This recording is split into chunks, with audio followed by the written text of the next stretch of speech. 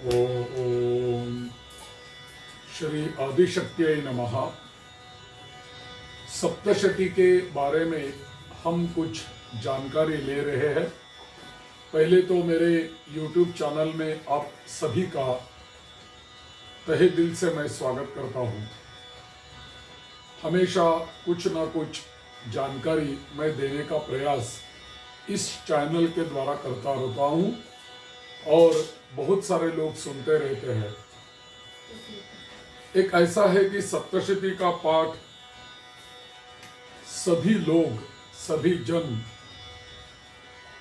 श्रद्धा और भक्ति से करते हैं। भगवती आदिशक्ति के ऊपर हर एक मानव की श्रद्धा रहती है और कुल में भी कुल देवी के रूप में हर कुल में भगवती आदिशक्ति की ही उपासना होती रहती है। तो जैसे कि भगवती माँ को बहुत पसंद वाली उपासना कौन सी है, बहुत प्रिय उपासना कौन सी है, तो ये सप्तशती का पाठ, दुर्गा सप्तशती का यदि हम पाठ करेंगे या तो अच्छे और विद्वत ब्राह्मणों द्वारा यदि हम पाठ करवा लेंगे तब भी ये भगवती माँ हमारे कुल के ऊपर या हमारे ऊपर प्रसन्न होने वाली है। क्योंकि सप्तशती का उच्चारण बहुत ही शुद्ध रूप से होना चाहिए। क्योंकि सप्तशती मूल जो पाठ है वो संस्कृत पाठ है और सभी को संस्कृत का उच्चारण करना उतना सरल नहीं होता, थोड़ा मुश्किल हो जाता है। और यदि संस्कृत में ऐसा है कि कोई अक्षरों का या कोई श्लोकों का उच्चार यदि हम गलत करेंगे तो उसका अर्थ ही भिन्न हो जाएगा।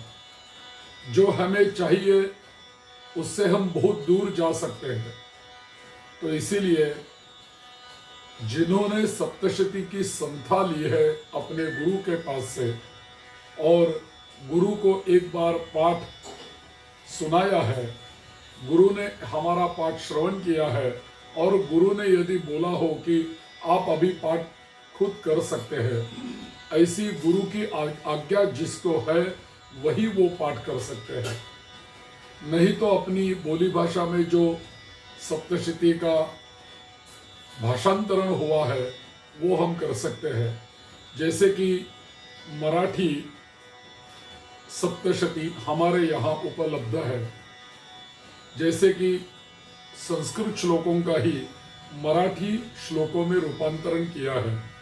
वो हमें पठन करना सरल होता है और सुलभ होता है और हम बोली भाषा में यदि सप्तशती का जाप करेंगे तो उसमें क्या कहा है, कौन सी कथा आती है और ये कौन सा अध्याय चल रहा है, इसमें देवी ने क्या लीला किए है, ये हमें ध्यान में अपने आप आ सकता है। तो अपने ही भाषा में मूल पाठ हो, खुद करे तो चलेगा, लेकिन मूल पाठ यदि करना हो संस्कृत वाला तो अच्छे से पंडित जी को बुला के और ब्राह्मणों को बुला के उनके ओर से ही करवा ले, वही अच्छा रहता है। जब ब्राह्मण देवता हमारे लिए सप्तशती का गुणगान, सप्तशती का पारायण हमारे घर में करते हैं, तब हम अन्य सभी काम छोड़कर सप्तशती को श्रवण करने के लिए वहाँ उपस्थित रहे और वो सप्तशती का पूरा मन से, भक्ति से, श्रद्धा से श्रवण करे, वही हमारे लिए अच्छा है। क्योंकि खाली अच्छा श्रवण करने से ही भगवती आदिशक्ति हमारे सभी दुखों का नाश करती है। और सप्तशती में भी भगवती श्लोक आता है कि श्रुतम हरति पापानि तथारोग्यम प्रयच्छति। यदि मेरा ये चरित्र मन से कोई सुनेगा तो उसको एक तो फल मिलेगा, पापों का नाश हो जाएगा, और खाली पापों का नाश नहीं होगा, उसको अच्छा निरामय आरोग्य का लाभ हो सकता है। तो श्रवण करना भी उचित है, लेकिन यदि हम सप्तशती का पारायण कर रहे हैं, सप्तशती का पाठ कर रहे हैं, तो जो ग्रंथ होता है सप्तशती का, वो कभी हाथ में लेके पाठ नहीं करना। क्योंकि कौन सा भी ग्रंथ यदि हम हाथ में लेके उसका पारायण करेंगे तो उसका फल हमें नहीं मिलता। शास्त्रों में ऐसा बताया है कि कोई ग्रंथ या पुस्तक कोई हाथ में लेके पारायण न करे, वो करना उचित नहीं है। तो नीचे रेशमी वस्त्र बिछा के उच्चासन के ऊपर, हम जिस आसन के ऊपर बैठे हैं उससे थोड़ा ऊंचाई में ग्रंथ होना चाहिए, और ग्रंथ के नीचे रेशम वस्त्र चाहिए, और हर ग्रंथ की पूजा होती है, और पूजा के बाद प्रार्थना करके वो पढ़ा जाता है, उसका पारायण किया जाता है। तो वो ग्रंथ पूजा किया हुआ हम हाथ में लेकर पारायण नहीं कर सकते, ग्रंथ नीचे ही रहना चाहिए। जो कोई पुस्तक हाथ में लेके, ग्रंथ हाथ में लेके पाठ करेगा, उसका वो पाठ निष्फल होगा, ऐसा शास्त्रों में बताया है। बीच में यदि सप्तशती का पारायण चलते समय यदि कोई काम से रुकना पड़े या कोई शरीर धर्म से रुकने का प्रसंग आ जाए, तो अध्याय जब चालू रहता है तब रुकना मना है। अध्याय समाप्ति के बाद हम थोड़ी देर रुक सकते हैं, अध्यायों के बीच में नहीं रुकना चाहिए।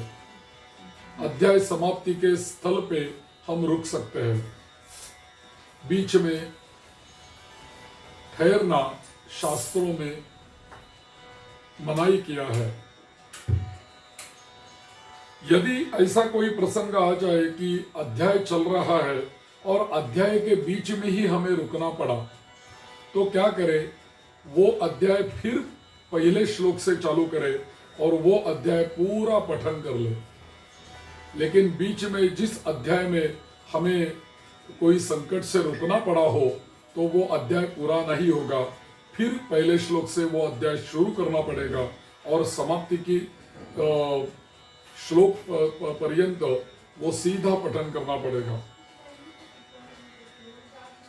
ग्रंथों का उच्चारण, यदि हम सप्तशती का पारायण कर रहे हैं तो उसका उच्चारण बहुत ही स्पष्ट होना चाहिए, बहुत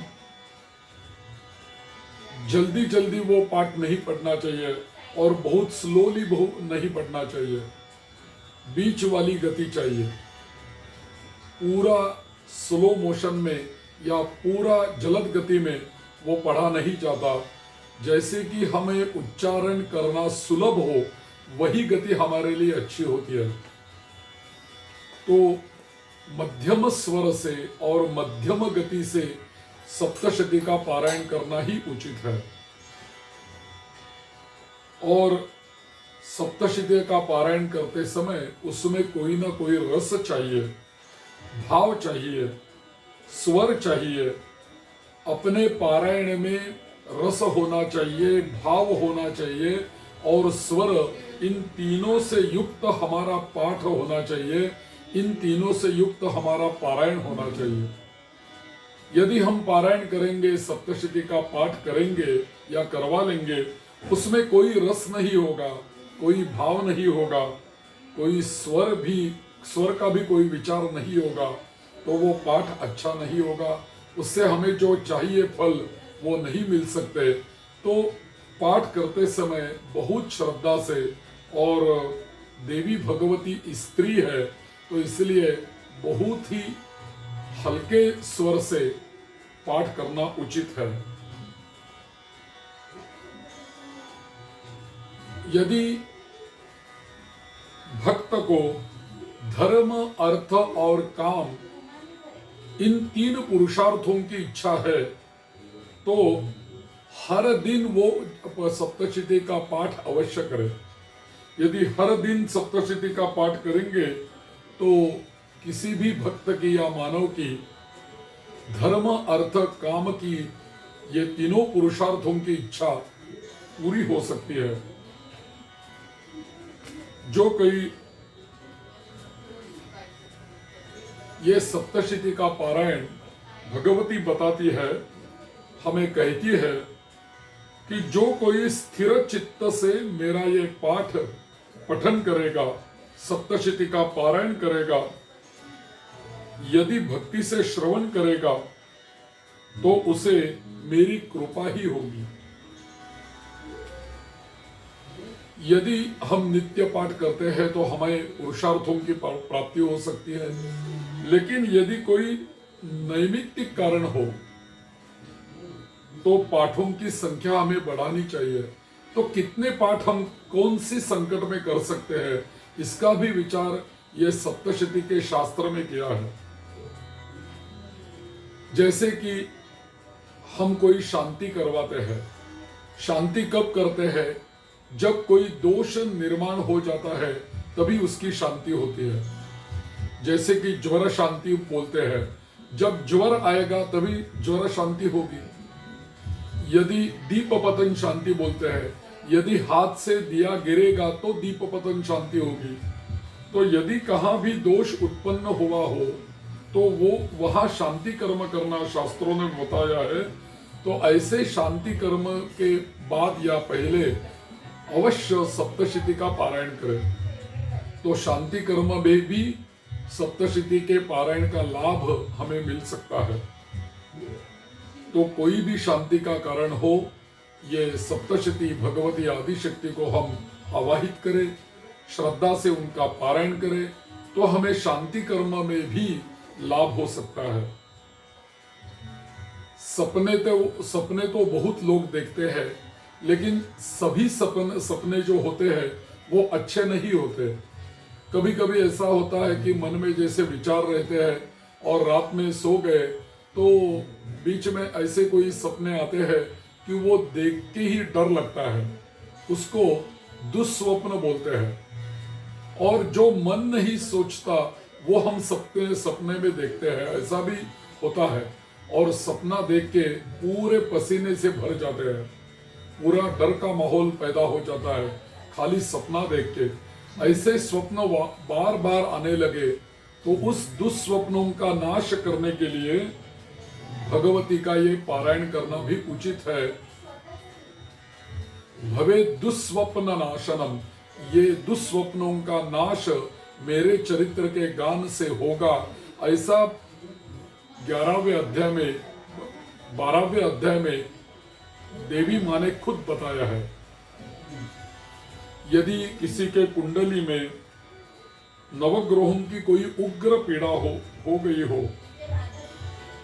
कोई ग्रह उग्र हो गए हो और ग्रहों की पीड़ा कुंडली में गोचरी के भाव से निर्माण हुई हो, तो ग्रहों की पीड़ा शमन करने के लिए, ग्रहों की पीड़ा दूर करने के लिए अवश्य सप्तशती का जाप हम कर सकते हैं और सप्तशती का पारायण सुन सकते हैं या श्रवण कर सकते हैं या तो पारायण कर सकते हैं।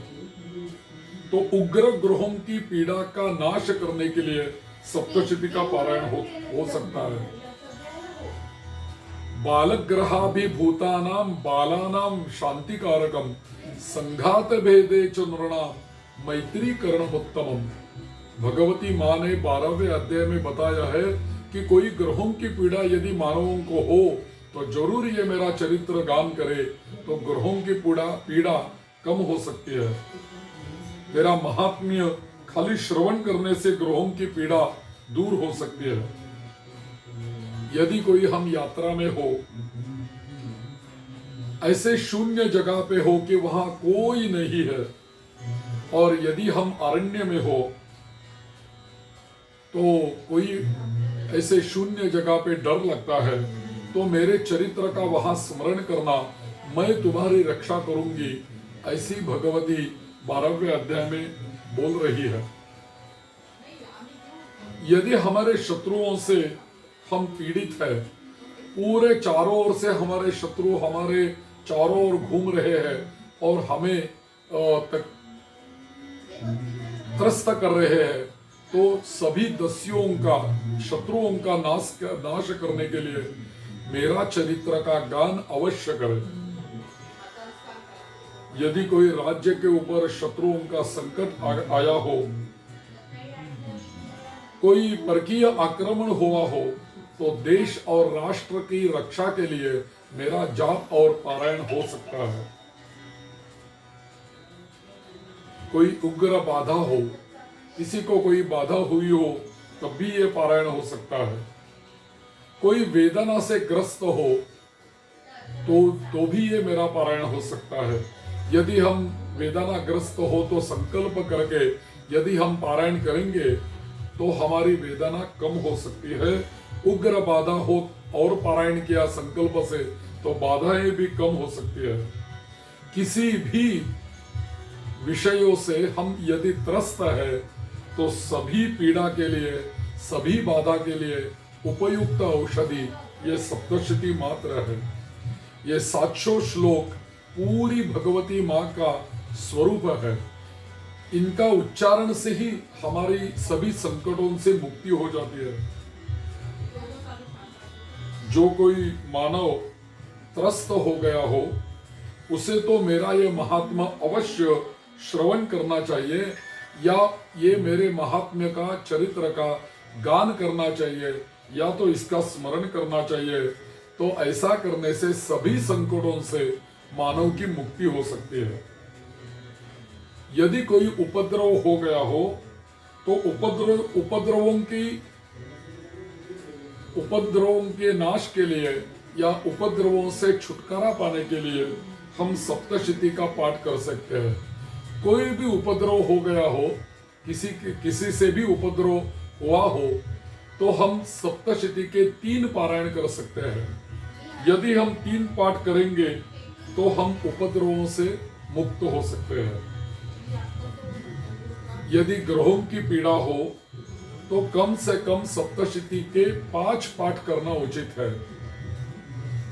5 पाठ करने से ग्रहों की पीड़ा कम हो जाती है और शांति में, और कोई भी यज्ञ के फल प्राप्ति के लिए कम से कम 9 बार यानी 9 पाठ करना उचित है, यानी नवचंडी करना उचित है।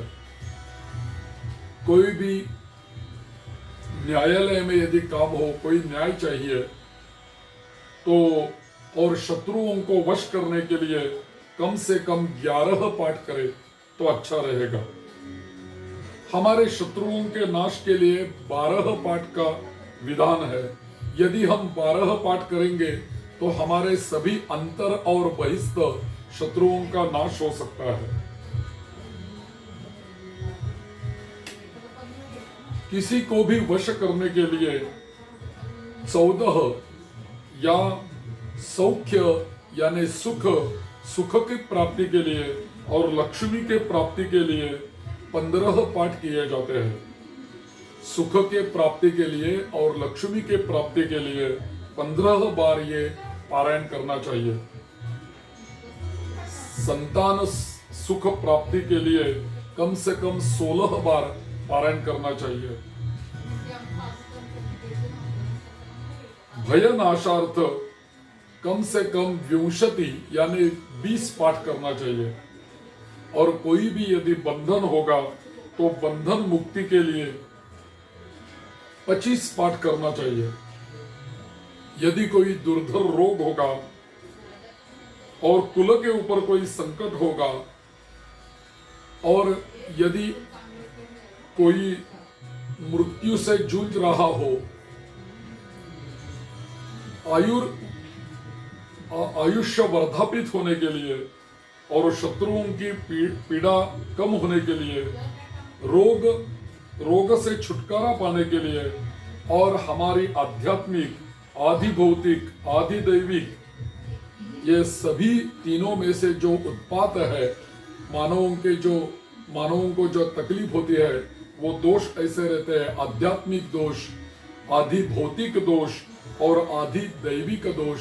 ये तीनों में से जो दोष उत्पन्न हुए हैं, वो दोषों को शमन करने के लिए, उस दोषों से छुटकारा पाने के लिए सप्तशती का पारायण हो सकता है। और महासंकट नाशार्थम राज्य वृद्ध्यर्थम 100 पाठ यानी शतचंडी हम कर सकते हैं। यदि हम 100 या 100 पाठ करेंगे तो हमारी राज्य वृद्धि होगी, और हमें आदि भौतिक, आदि दैविक और आध्यात्मिक संकटों से छुटकारा मिलेगा।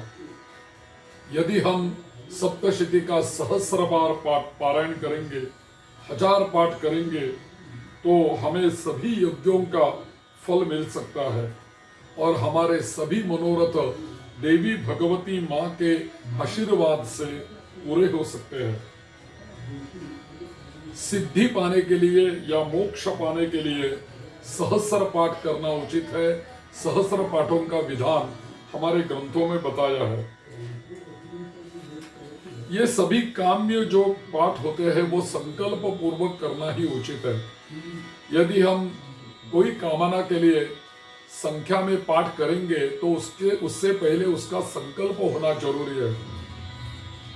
हमें ये चाहिए, हमें ये संकट है, उसी संकटों से छुटकारा पाने के लिए, ये हमारी कामना पूरी होने के लिए भगवती माँ तुम्हारे लिए मैं इतनी संख्या में ये पाठ करने वाला हूँ और कितने दिन में करने वाला हूँ, ये सभी का उच्चारण जिसमें होता है उसको संकल्प बोलते हैं। संकल्प करवाने के बाद गणेश जी का पूजन अवश्य करें, गणेश जी का स्मरण करें, जिससे हमें पाठ करवा लेने हैं। जो हमारे लिए पाठ करने वाला है ब्राह्मण देवता, उनको वर्णी भी देनी चाहिए, क्योंकि मेरे लिए तुम पाठ करो, मेरे गोत्र का उच्चारण करके, खुद का गोत्र और नाम का उच्चारण करके, ब्राह्मणों के गोत्रों का और नाम का उच्चारण करके उन्हें वर्णी दी जाती है, सुपारी दी जाती है। तो मेरे लिए तुम पाठ करो, जाप करो, ऐसा संकल्प तो पहले होना चाहिए, बाद में ये कर सकते हैं और ये संकल्प से ही हमारे सभी कामनाएं पूरी हो सकती है। तो प्रथम संकल्प होना जरूरी है। संकल्प करने के बाद गणेश जी की पूजा जरूरी है, बाद में वर्णी भी जरूरी है और बाद उसमें भी यदि हम कोई एक दिन में, 2 दिन में, 3 दिन में, 8 दिन में यदि हम कुछ उचित संख्या में कोई पारायण कर रहे हैं तो भगवती आदिशक्ति का कोई स्थान तो होना चाहिए। हमारी घर वाली भगवती की स्थापना करके, उनकी पूजा करके, या तो हमारे यहाँ भगवती की मूर्त कोई नहीं है तो भगवती कुलदेवी का हम कोई तस्वीर या फ्रेम लेके या फोटो लेके वो रखेंगे और उसकी पूजा करेंगे, उनके सामने नारियल रखेंगे, प्रार्थना करेंगे और उनके सामने ही ये पाठ हो सकता है। क्योंकि कोई भी पारायण और अनुष्ठान के लिए कोई ना कोई तो अधिष्ठान चाहिए। यदि हम नवरात्रि में अनुष्ठान करते हैं तो हर घर में नवरात्र की स्थापना होती है तो अधिष्ठान अपने आप में मिल जाता है।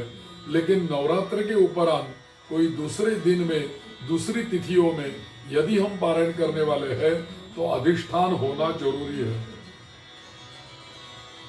तो बहुत सारे विधान हमारे यहाँ चंडी के पारायण के बारे में दिए हैं। कौन कौन से मंत्र, कौन कौन सी कामना के लिए हमारे यहाँ सप्तशती के ही मंत्रों का उपयोग करने के लिए कहा है, उसके बारे में भी मैं आगे जानकारी देने वाला हूँ। जरूर मेरे ये वीडियो आप देखते रहना और यदि मेरा चैनल आपने सब्सक्राइब नहीं किया तो जरूर सब्सक्राइब करें और बेल आइकॉन स्वीकारें, यानी मेरे सभी वीडियो उसका नोटिफिकेशन आपको पहले बार मिल जाएगा और कोई ना कोई तो जानकारी आपको होती रहेगी। जय आदिशक्ति, जगदम्ब जगदम्ब जगदम्ब।